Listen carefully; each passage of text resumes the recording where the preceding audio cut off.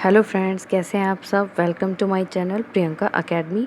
आप सबका स्वागत है मेरे चैनल में। और आज हम अपने चैनल की हिंदी की पहली क्लास, यानी कि हमारे चैनल पर हिंदी की ये पहली क्लास होने वाली है। और हमारी हिंदी का हिंदी क्लास का पहला टॉपिक है अलंकार। अलंकार को हम 2 पार्ट्स में पढ़ेंगे। ये पहला पार्ट होगा। चलिए शुरू करते हैं। सबसे पहले हमें अलंकार की डेफिनेशन को पता करना होगा कि डेफिनेशन क्या होती है अलंकार की। काव्य की शोभा बढ़ाने वाले तत्वों को अलंकार कहते हैं। काव्य की शोभा बढ़ाने वाले, जैसे एक मनुष्य की शोभा यानी कि एक नारी की शोभा कौन बढ़ाता है, उसके श्रृंगार। इसी तरह काव्य की शोभा कौन बढ़ाता है, अलंकार। अर्थात जिस माध्यम से काव्य की शोभा में वृद्धि होती है उसे अलंकार का नाम दिया जाता है। अलंकार के भेद, मुख्य रूप से अलंकार के 2 भेद होते हैं, शब्दालंकार, अर्थालंकार। एक बार और रिपीट करती हूँ। काव्य की शोभा बढ़ाने वाले तत्वों को अलंकार कहते हैं, अर्थात जिस माध्यम से काव्य की शोभा में वृद्धि होती है। यानी कि एक काव्य क्या होता है, सुनने में बहुत अच्छा लगता है, मीठा लगता है, मधुर लगता है, तो वो काव्य की शोभा बढ़ाते हैं, तो उसको क्या कहते हैं, अलंकार। अलंकार 2 तरह के होते हैं। शब्द अलंकार, नाम से ही पता चला है, जो शब्द जिनके शब्द में अलंकार होता है। और अर्थालंकार यानी कि अर्थ से अलंकार का स्पष्टीकरण होता है।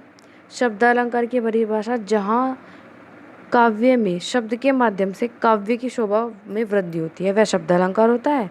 अर्थात जहाँ पर काव्य में शब्द के माध्यम से शोभा में वृद्धि होती है, शब्द अलंकार होता है। अर्थालंकार की परिभाषा, जहाँ वाक्य में अर्थ के माध्यम से काव्य की शोभा में वृद्धि होती है, वहाँ अर्थालंकार होता है। ठीक है। काव्य की शोभा बढ़ाने वाले तत्वों को अलंकार कहते हैं। ये 2 टाइप के होते हैं। चलिए इनके टाइप्स के बारे में बात करते हैं। सबसे पहले है अर्थ अलंकार में उपमा, रूपक, उत्प्रेक्षा। उपमा, रूपक, उत्प्रेक्षा एग्जाम में पूछे जाते हैं। टीचिंग एग्जाम, बैंकिंग एग्जाम, हर जगह पूछे जाते हैं। जहाँ पर हिंदी आती है अलंकार जरूर पूछे जाते हैं। अलंकार बहुत ही सरल है पढ़ने में, आप इसको पढ़ोगे बहुत जल्दी से आ जाएगा, थोड़ा ध्यान से पढ़ना पड़ेगा बस। उपमा, रूपक और उत्प्रेक्षा, इनकी सबकी अलग अलग पहचान है। कुछ कीवर्ड्स हैं जिसे आप समझ सकते हो। उपमा अलंकार की परिभाषा, जहाँ किसी व्यक्ति या वस्तु की किसी दूसरे व्यक्ति या वस्तु से तुलना या समानता बताई जाए, वहाँ पर उपमा अलंकार होता है। उपमा अलंकार के 4 अंग हैं। इसका विवरण निम्न प्रकार है। उपमेय या प्रस्तुत, जिस व्यक्ति या वस्तु की उपमा दी जाती है। उपमान, जिससे उपमा दी जाए यानी कि जिससे क्या करी जाए, तुलना की जाए। साधारण धर्म, वह गुण जिसके कारण उपमेय और उपमान में समानता दिखाया जाए।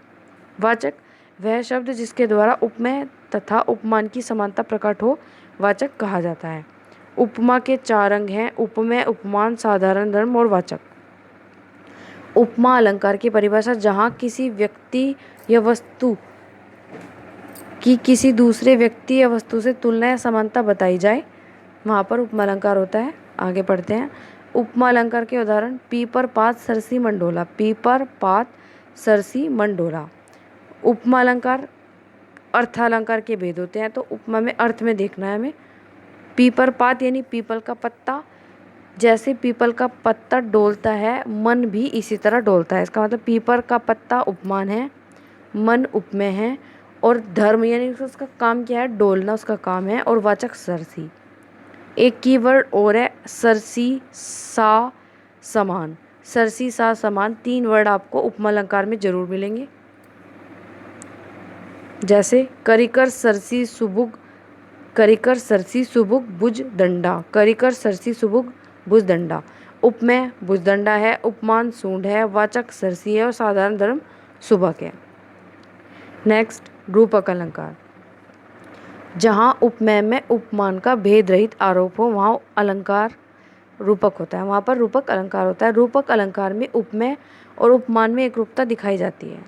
रूपक अलंकार में डैश का भी प्रयोग होता है, जैसे आप इस स्लाइड में देख रहे हैं, ये क्या है, डैश। ये रूपक अलंकार में आपको डैश मिलेगा। 90% आपको डैश रूपक अलंकार में मिल जाएगा। भेद रहित आरोप हो, वहाँ पर रूपक अलंकार होता है। इसका उदाहरण है, चरण कमल बंधो हरिराई। चरण कमल, देखो चरण और कमल इन दोनों के बीच में डैश है।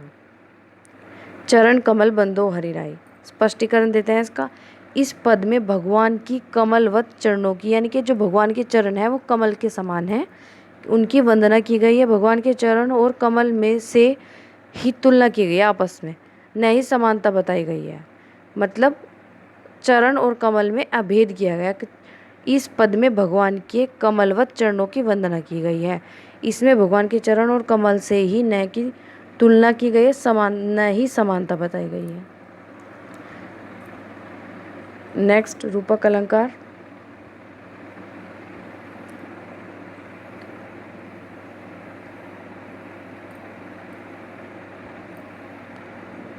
आज फ्रेंड्स रूपक और उपमा, फर्स्ट पार्ट में ये 2 अलंकार करेंगे। नेक्स्ट आप तब तक रिवाइज करिए और नेक्स्ट वीडियो में पार्ट 2 में अलंकार का पूरा रिकॉर्ड आपको मिलेगा, पूरा आपको अच्छे से समझाया जाएगा। Thank you.